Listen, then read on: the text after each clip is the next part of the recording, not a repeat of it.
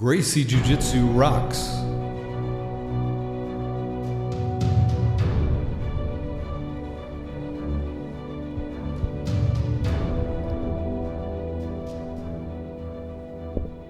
Welcome to the Gracie Jiu-Jitsu Rocks podcast, a podcast dedicated to Gracie Jiu-Jitsu and all things Gracie, including self-defense, competition, anti-bullying, women's self-defense and empowerment, nutrition, and most especially, the people involved in Gracie Jiu-Jitsu.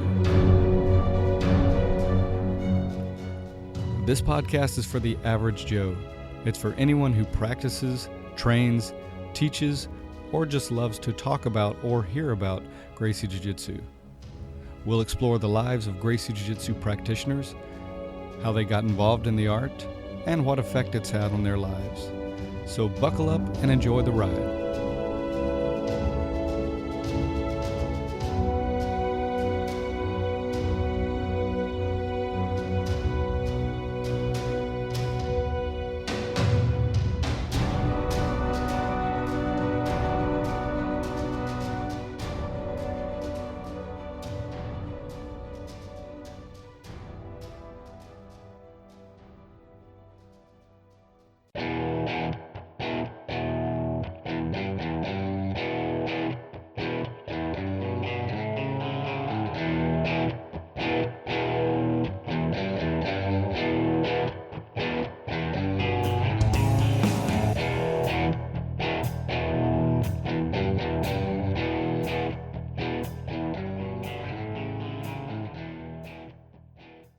Welcome to episode 8 of the Gracie Jiu-Jitsu Rocks podcast. I'm your host, Marty Josie, and thanks for listening. I'm extremely excited about today's show because we have a very special guest today. Master Royler Gracie will be with us today. So stay tuned for that. It'll be just a few minutes. Before we get to that, I know a lot of you have probably heard of and seen the Stuart Cooper films. And these are just short videos about jiu-jitsu and MMA. And they're really, really good. They're very motivational, very inspirational, and just really well done. So I'd like to play a clip of one of his videos called The Art of Jiu-Jitsu. The reason I make these videos is because I get nothing but positive feedback. Jiu-jitsu can change lives. Jiu-jitsu is more than a sport. Jiu-jitsu really is, it's for anybody. No matter who you are, no matter how old you are, it's for anybody. That's the good thing about jiu-jitsu. You make friends all over the world. You get to travel all over the world. You know, the message I'm trying to portray in a lot of my videos is that money isn't everything.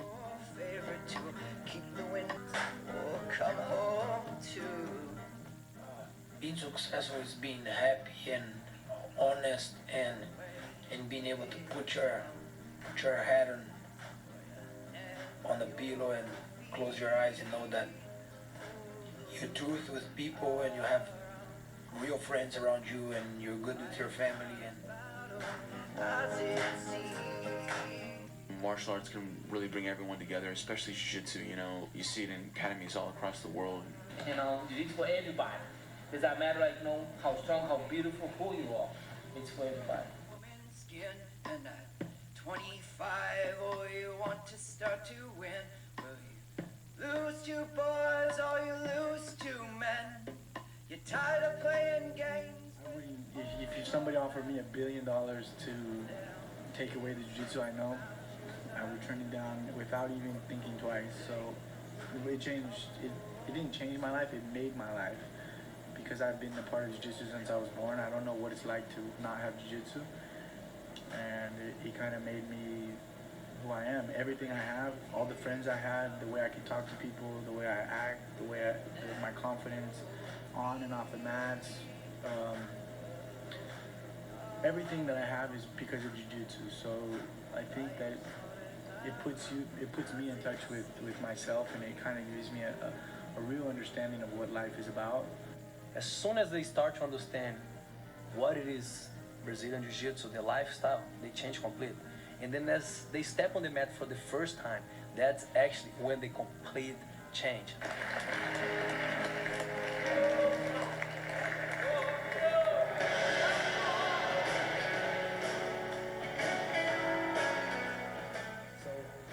I think if everyone chose to do a job that they're happy doing it, they actually enjoy it, not just for the money. If you work consistently, for 10 years in your life, towards something, you'll pretty much be successful then. What jiu-jitsu has done and training in the gi, it's really kind of lit up that competitive side of me, lit up a fire in me where I want to compete again, I want to fight again. Not only do I want to fight MMA, I want to compete in jiu-jitsu tournaments. I want to get my black belt one day. I think that's going to be really cool.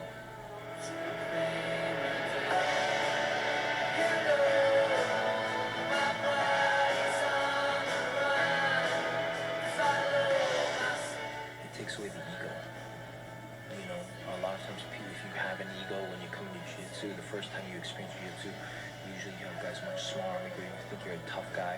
You have people that are much smaller and weaker submitting you, dominating you, and you learn like, wow, man, you know, it's no holding on to ego or feeling like I'm bigger or tougher or better than anyone. You kind of have to let all that go. And, you know, when you first started doing jiu-jitsu, you can't be angry and upset. Like people that have a big ego, they can't do jiu-jitsu for long because getting tapped out and getting beaten, it's completely against, you know, feeling good. Your ego definitely gets beat up a lot until you can develop it. So yeah, I think just that whole cycle helps people a lot, you know.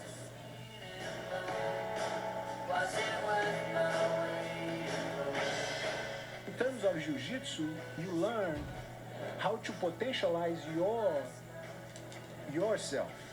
So sometimes you have no endurance and you're still able to fight jiu-jitsu by defending yourself and surviving. So sometimes survive is the great victory you could expect if you're dealing with a 250-pound guy who's crazy to kill you and you survive for an hour until the police come. That's great. So victory is not exactly the purpose of jiu-jitsu. Undefeated, being invincible, that's what we can provide. Okay, and again, that's a clip from The Art of Jiu-Jitsu, Stuart Cooper Films. You can see the entire video by going to YouTube or by going to his website at www.stuartcooperfilms.com. Some of the people that were featured in that particular video are Hickson and Royler Gracie, Kurt Osiander, Barilio Estima, and Ramulo Barao, among others. So check it out in its entirety. If you haven't seen those videos, you definitely got to check it out. If you have seen them, check them out again. I guarantee every time you watch one, you'll be inspired. There's another one called We Are Artists that I really like as well. Okay, so there's a new jiu-jitsu clothing line that I'd like to give a quick shout out to. It's called How I Roll Apparel, and again, new company, small. I've got a couple of their shirts, and I really like them. They fit very well, they're comfortable, and they look great. They do plan to expand their product line as they grow. And they're offering a special for Gracie Jiu-Jitsu Rocks podcast listeners for the next 2 weeks, starting today. So if you go to their website at jujitsuclothing.com, you'll be able to get 15% off anything you purchase. So check them out. Okay, without further ado, let's get to our special guest for today, Master Royler Gracie.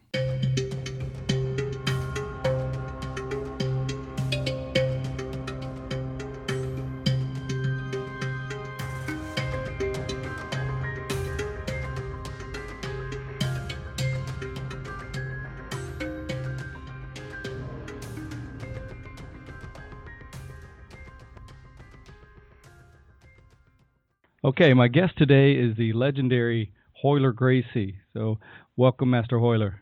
Well, my pleasure. Thank you guys for listening to us. Yeah, thank you so much for speaking with me today. It's a real honor, and I'm very excited about it. Most of the people listening will know, of course, who Royler is, but for those who've been living in a cave and out of touch with the jiu-jitsu world for the past several years, Royler is one of the most skilled and successful jiu-jitsu and submission grappling competitors in the world. And for the past, 30 years or so? How long have you actually been competing, Royler? Well, I've competed like since I'm 6 years old. That's a long time ago. Wow. More than 40 years, 42 years. Yeah, that's a long time, man. Wow. This is good. Yep. That's awesome. Can you share with us the story I read about the first time you were going to do your first competition and what your dad, Elio, said to you about winning and losing? Well, that's one thing. It's gonna, keep you in your head all the time. It's kind of your little kids, and then nobody likes to lose, and you have a lot of brothers and cousins. Everybody's gonna compete, and that's I tell everybody. It's kind of like you like to have a gold medal. You don't like to come home with the silver. And this day I come with the silver. And actually before we left, we go to the competition. My father said, "Well, I give everyone win. We give it $10. And the one we gonna lost, we give it $20. Well, in the first minute, nobody understand, but nobody like to lose, We always Right. like to win, and it's kind of all my brothers and cousins got the the $10 and the gold medal, and then I come home with a silver medal, and then he give it $20. Well, in this day, it make me feel so comfortable because I got more money than everybody. I got a silver Right. medal, not the one I won, but I got more money, and that make me so happy. And that's the kind of he used to take the pressure for us, He don't put the pressure. He don't make us looking bad. That's so nice, It's amazing. That's really amazing. I mean, he had such a wisdom. It's evident in so many ways and so many things he did. But to kind of introduce you to that way of taking the pressure off at an early age just really was very, very intelligent and wise. And I'm sure it set the stage for your way of thinking about competition for the rest of your life. Yeah, it's the first time, like you say, you compete and then you lost. You don't like to coming back, and especially the time you're a little kid, it is a completely different. It's making me feel more comfortable. Is the win and lose is a part of the game. You don't like to be in the game. Well, better you don't go there because if win and lose is more time is a part of the game, and that's he tried to show us, and then make us to understand, It's just unbelievable. I just keep this in mind every day, And then you go there, we have fun, we enjoy, It's amazing. Right, and that's what it should be. It should be first and foremost fun, and then I think a lot of people get so caught up in the winning and losing. But great story and a great way of helping develop you and your mindset with competition. Let's talk about your most recent competition, the Metamoris 3 event. Royler, what are your thoughts on how that event was, and were you happy with your performance? Well, the event is amazing. It's kind of different kind of happy event. It's not a kind of one. It's a regular tournament. The people go there, and then it's a point system and the time. Actually, it's a overtime. Let's say is a black belt is a 10 minutes, and then we put this one as a 20 minutes. And then you need to be in shape, is a good shape, And the time is no time, no points. And that is kind of amazing because I see in the kind of tournament, the people go there and they don't do too much stuff, They try to hold and, okay, I'm going to lose for half point, but hey, no points. no advantage. Well, it doesn't make sense, You go on the show like this and then you try to play the defense and that's why I say I watched the fight another day. Me and Eddie, we do a great show. I think it's one of the best fights for the people to watch for the last years. You start to used to watch the kind of tournament and the people play defense all the time. Nobody doing nothing. In the end, both guys lift the arms. Looks like both win something, but nobody do nothing. Win by a half point. Right. In the time, no point limit. It makes you to try something, move, and keep going back and forth.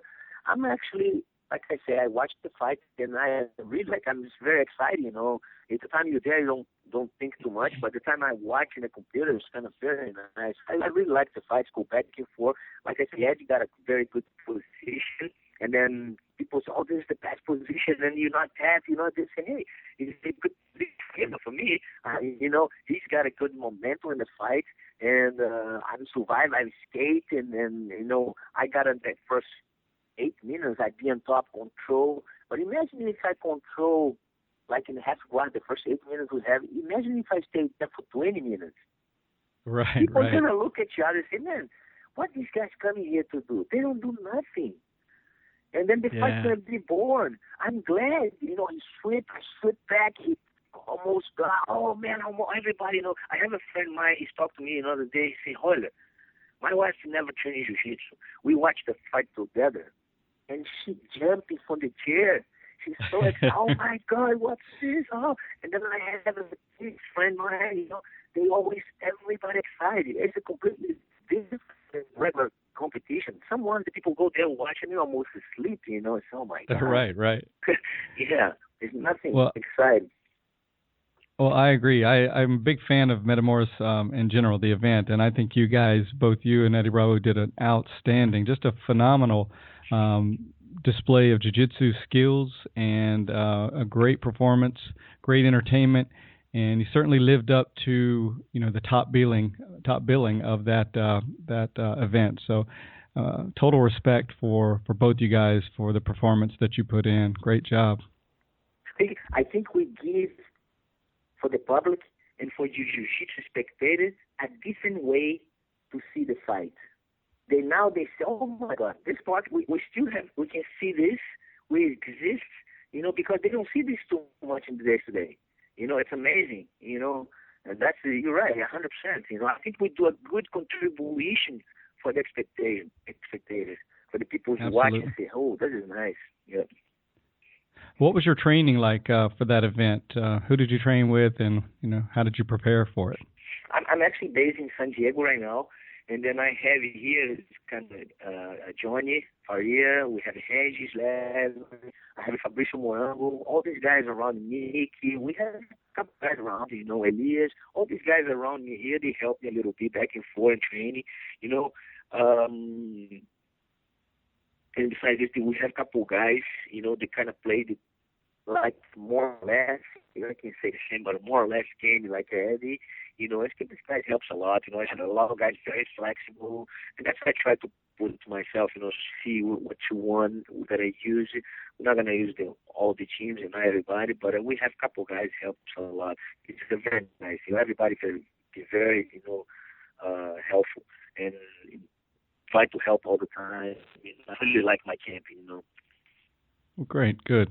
Sound like you got a lot of great people helping you and great support. Let's change gears here for a minute, Royler, and let's talk about what was it like for you growing up with Rickson and Rorion, Royce and Helson, and having Grandmaster Elio as your father.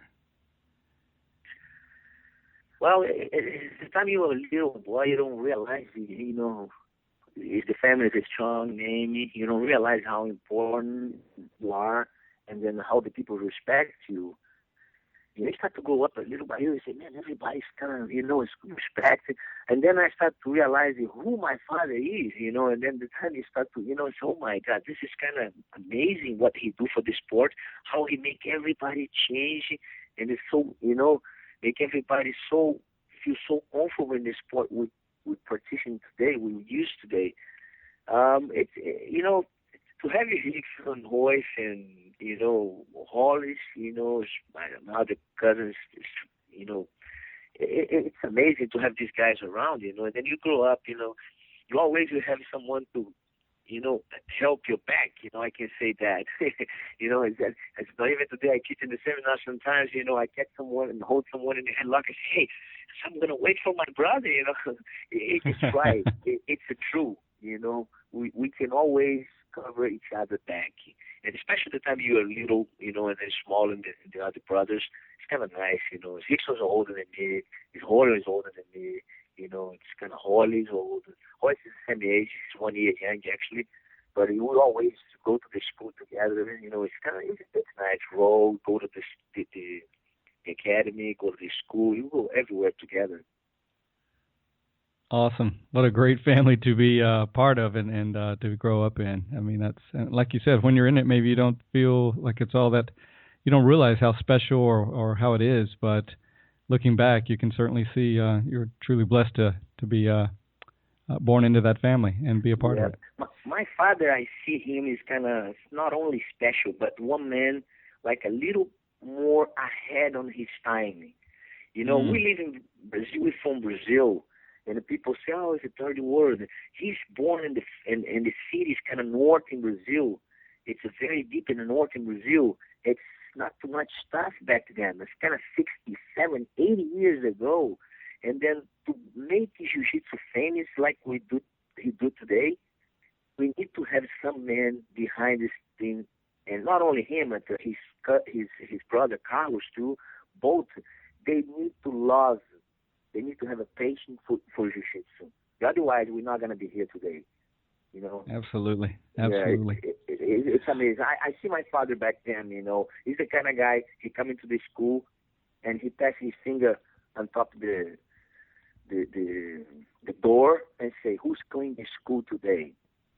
So everybody figure out. You know, this is. Let me tell you, it's 40, 30 years ago. Before that, he already do that. And then because he liked to show the people, you know, we need to be, you know, that's for the customers, not for us. Hey, pay attention, clean, you know, be on time, start the class on time, finish on time. You know, you can't be late. You know, he used to say, I used to say that, you know, sometimes you show up for the class, you have a lot of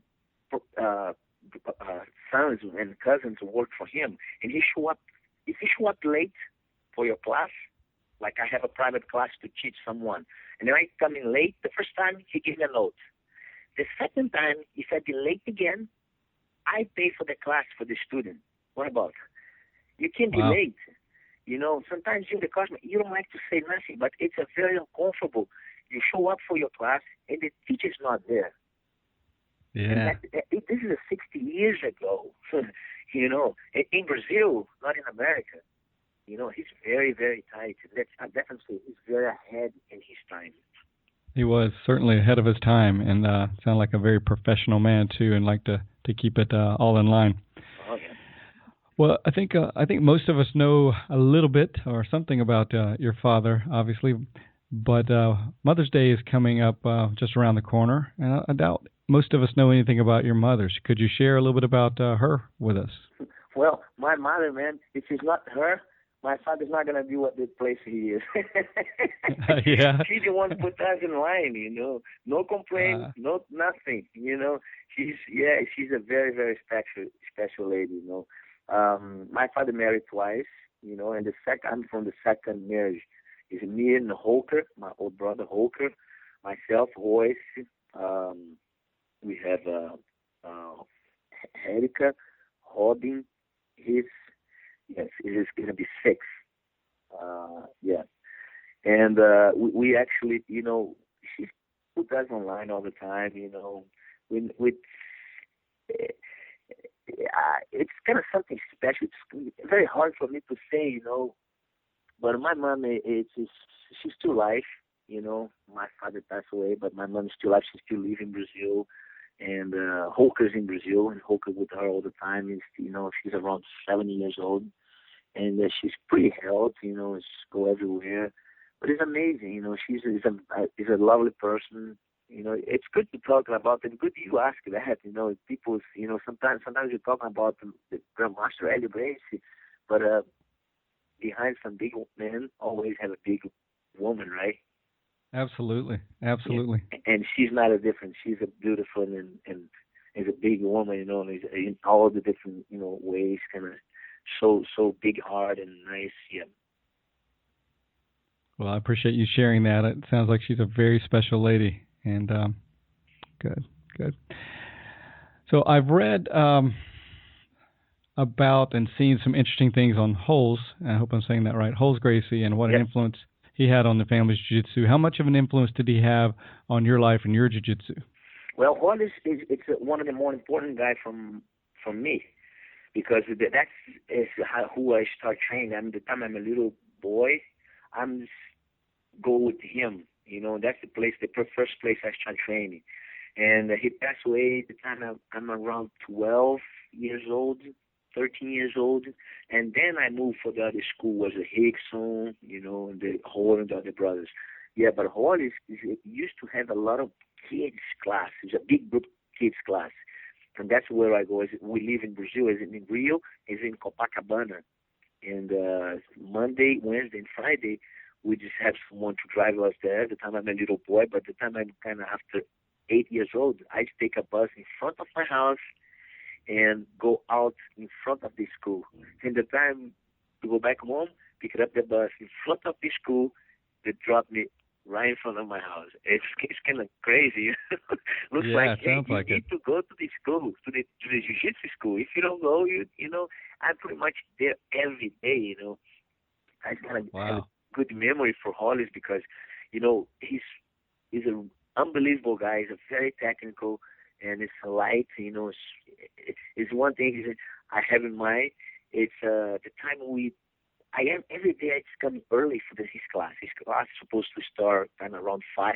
I be there 4 o'clock, and then I tell all the kids to come early because we're gonna play soccer before my brother comes. And then we play soccer with the gloves. And then before he comes, we hide the gloves, and then we sit like 15 minutes because we know 15 minutes before the class he's gonna show up and he's gonna be there. And then we close. We not, you know, put the gloves away. We sit, and then every time he comes, everybody sweat. You know, it's gonna see. Look at what you guys doing. Funny. He don't know what you guys doing. One day he come early and catch us play with the gloves and say, "Oh, how you guys doing?" You know. And then it's even a little hard time for us. But the next time he come early and he bring a little ball with the socks ball, you know, kind of soft, and give it to us to play. And then we're like, oh, man, it's good. It's happy.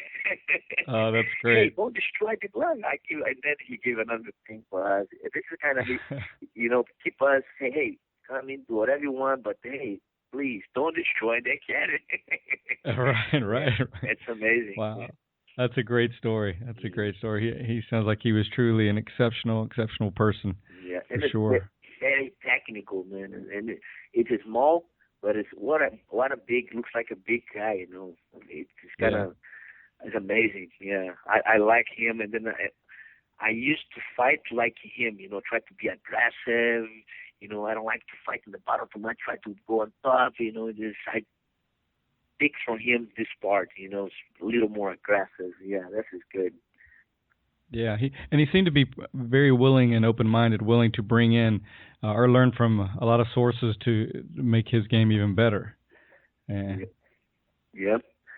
I know he did work with wrestlers and things like that, and you know, that probably contributed to that aggressive style. He always challenged himself, you know. It's amazing. Well, back then, the time Rickson fight with Zulu and the first time, he's supposed to fight. And then he say, you know what, I'm not in shape too much. He's in shape, but he say, I'm not in shape. Let's put Rickson. He tell my dad, you know, say, hey, let's put Rickson. Let's see how Rickson plays. If Rickson, something happen, I'm jumping and challenge Zulu. And Rickson win. He said, I'm glad I don't need to fight to Zulu, you know. But he's the guy in the corner and train with Rickson all the time. It's nice, yeah, very nice, yeah. Excellent. So how old were you, Royler, when you received your black belt? And did you know you were going to receive it? How did it happen? Did your father just hand you a black belt one day, or was there a formal ceremony or a type of rite of passage you had to go through? What happened? Actually, I'm 18. I don't know I'm going to get. I know it's getting close, like all the brothers, you know. Because you expect them, you fly, you know, it's 18, you do everything, you teach the class, you train every day, morning, afternoon, evening, all the classes. It's good, you know. And, you know, it's coming. And one day he's coming, and then in the end, stop the class, say, oh, today is the day, and give me the belt. It's amazing, you know. It's no test because the test is every day, you know. We pretty much make sure we teach all the classes, we show up, we clean the school, you know. That's one thing my father teach, you know. He say, hey, the best part, the fun part is to teach. The hard part to run in the school.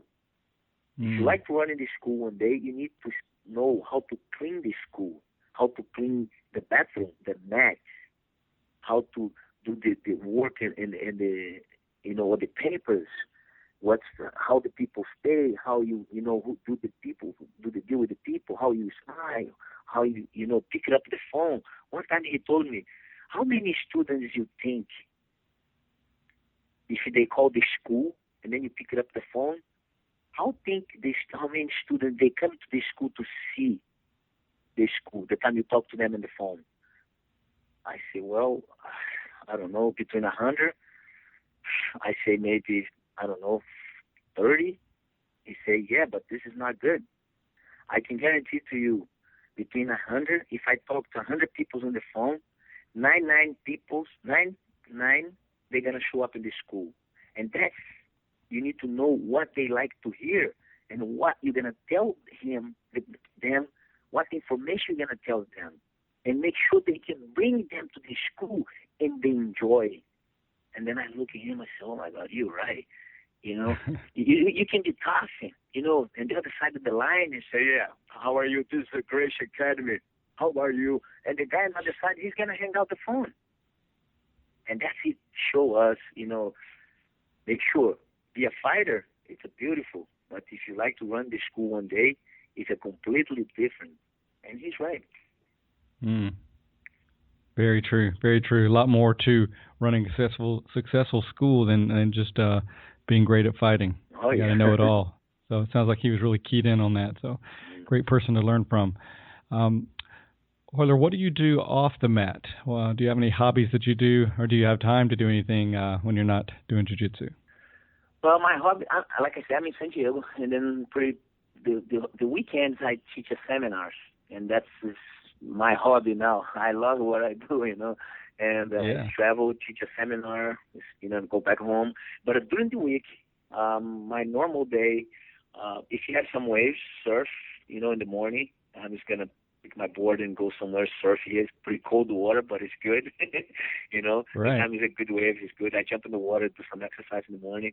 Back home, do some work in my home, you know, like in my office, you know, some stuff and nails, whatever. Eat, take a little back again to the computer, some work, and then pretty much every day I stop in the academy, you know. And we have, like I said, few schools in San Diego. I try to go every day in one school and see what they do, what they train, talk a little bit with the teacher, you see how they follow, you know, the rules, is everything okay, if you have some problems. Yeah, and then back at home later, like make my watermelon juice with some crackers and, you know, honey and cream cheese. That's I love, you know. Yeah, if it's no waves, I try to do some workout in the morning, maybe running. I don't know, lift a little bit weight. I'm not the kind of guy who lifts too much weight, but I kind of CrossFit a little bit. You know, it's good. Yeah, that's what the thing. Stay active. Okay. Yeah. Cool. So the documentary Choke featured your brother Hickson as well as some other fighters and followed him in his route to his victory in Japan's Vale Tudo tournament. You were fortunate enough to be part of that whole experience with him. Can you tell us a little bit about what that was like, and were there any interesting stories that came up during those trips? Well, man, it is a tough, you know, to be in the camp like Hickson liked to do. He liked to be very early in Japan, you know. Sometimes he'd be in Japan 2 months before the fight. And then most of the time he rent a house, like in the mountains, and then we go there. It's nobody around. It's crazy, you know. It's a couple fights I be with him. It's kind of, oh, my God, month and a half, 2 months. We leave your house with your family, and then we go stay together over there. It's not too much to do, you know. Wake up, training, talk a little bit about the fight, make plan, watch some videos, and back and train again. You know, eat, sleep good. You know have a joke. You know, play some cards. You know, that's pretty much. You know, with all day long. You know, run a little bit, do some workouts, sometimes walk. You know, he likes to be in the mountains. Hickson's a kind of guy who likes to have, what I can say, he likes to breathe a good air. And he don't like to be in the city and the crowd, you know, there's too many people. He likes to go away for this, you know, and then it makes him feel much better, you know. Looks like a samurai, I can say. Yeah, absolutely. Just cleanse your mind, body, and spirit all during the camp, right? That's right. That's beautiful. Right. Yeah. Awesome. I know you've also fought MMA in Japan, and the UFC was an amazing moment in time for Gracie Jiu-Jitsu and showed its efficiency as a fighting style. What are your thoughts on what the UFC has become today? Well, I think that's my father say, you know, before he passed away. Hey, Jiu-Jitsu already proved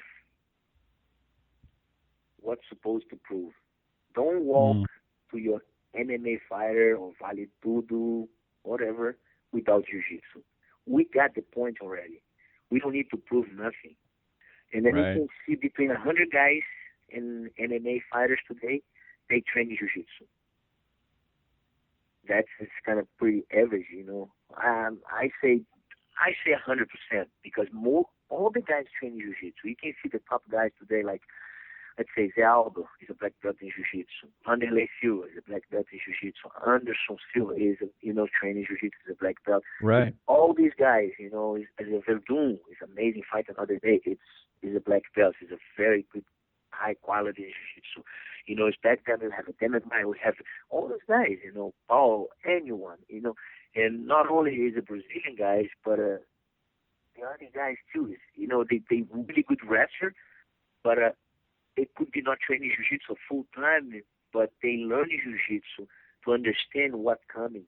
And that's my father say, we got the point already. As soon as everybody training jiu-jitsu, we don't need to prove nothing. And that's, absolutely, it's amazing. He's right.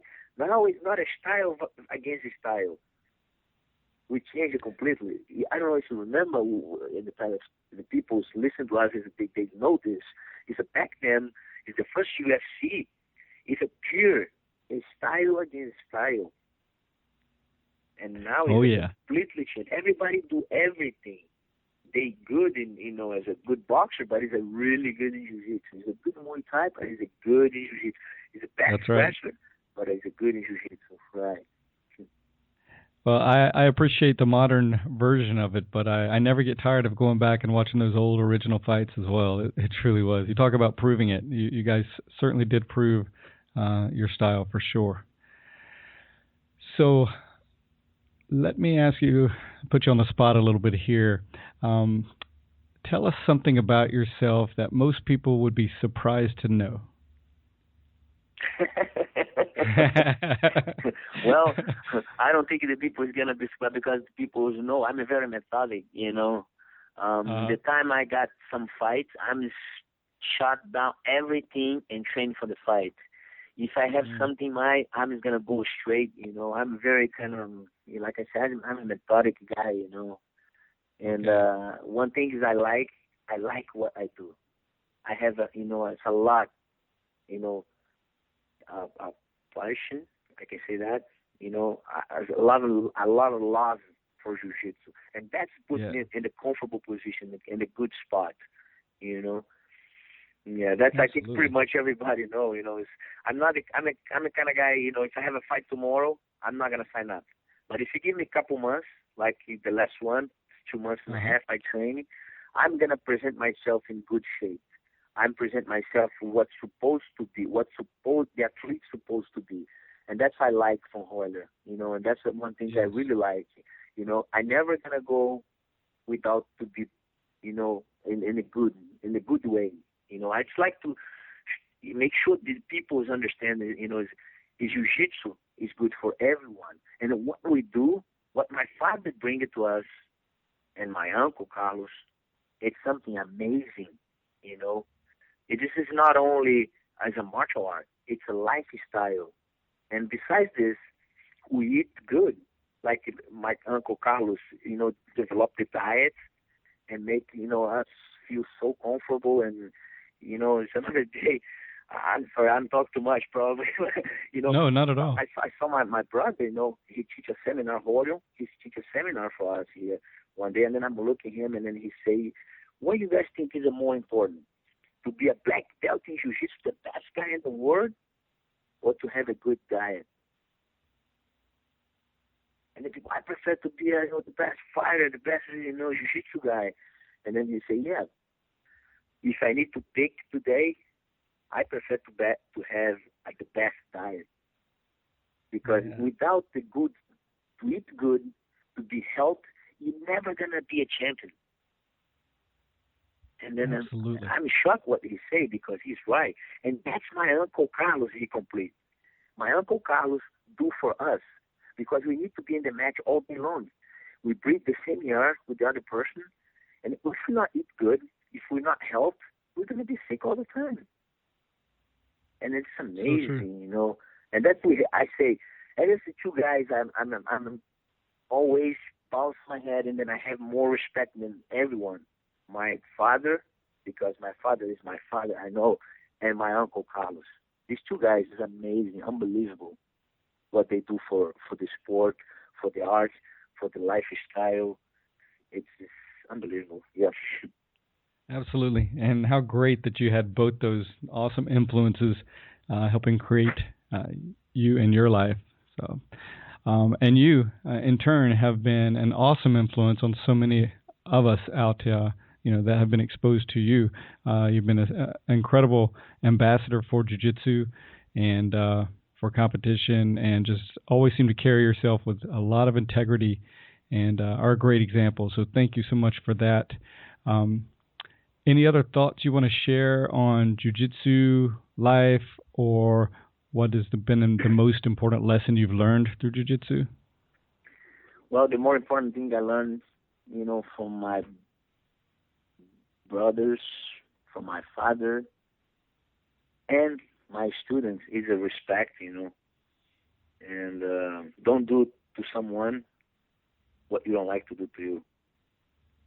Absolutely. Excellent. Great words to live by, for sure. Yeah.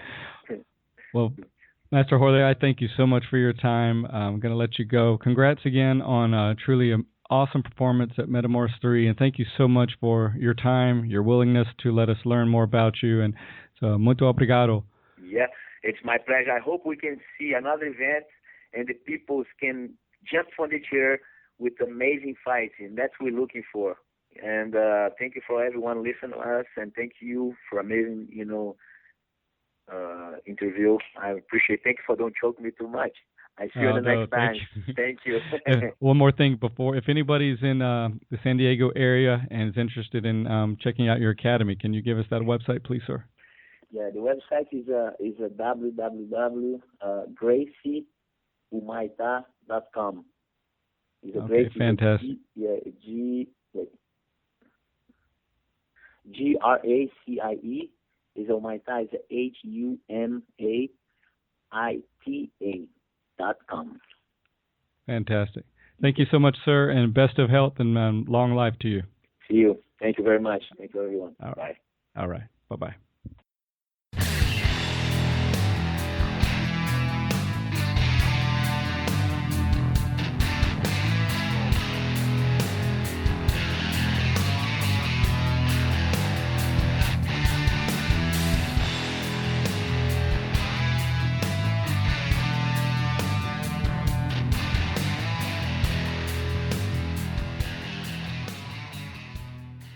Okay, time for our Make a Difference, Make an Impact segment. Today's quote is, "Most people do not listen with the intent to understand. They listen with the intent to reply." And that's from Stephen Covey. Very true and accurate statement. Listening is very, very important, and most of us don't do it that well. Really listening is kind of a lost art, in my opinion. Most of us maybe hear what someone says, but they don't fully take it all in. I've heard the expression, people don't listen, they reload. And what I glean from that is, instead of being fully present with someone and honoring them with your listening, most people are too busy already thinking about what they're going to say next. So most of us could improve our listening, and it's a great thing to try to do so, because when you're really actively listening to someone, people can tell, and people will feel a lot more connected with you, a lot closer to you, and want to be with you a lot more. We were given 2 ears and 1 mouth for a reason, and we should probably listen at least twice as much as we speak. Now, men that are listening, guarantee you if you adopt this and try to improve in this area, your girlfriends or wives, the significant women in your lives will very much appreciate this. And for women that are listening, women tend to be already much better than this, unless you're talking about my wife. Oh, did I say that out loud? But seriously, if you become a more active listener and be fully present in your communication interactions, you'll find that you're a lot more connected to the people in your lives, the people you care about, and that you're a lot more fulfilled in doing so. So I encourage you today and throughout this week to work on being a truly active listener, truly listening the whole time someone is speaking before you decide what you're going to say next. Okay, this brings us to the end of this episode. As always, thank you so much for listening. I do appreciate everybody that's been downloading the episodes and listening to the podcast. I've gotten a lot of great feedback, so really do appreciate that. As always, if you're enjoying the show, please go to iTunes and subscribe.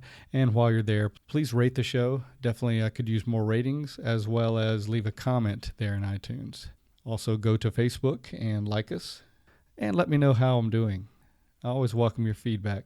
It helps me be better in doing this whole show. So thanks again for listening. I hope you enjoyed this episode. Many thanks to Master Royler Gracie. And as always, I'll see you on the mat.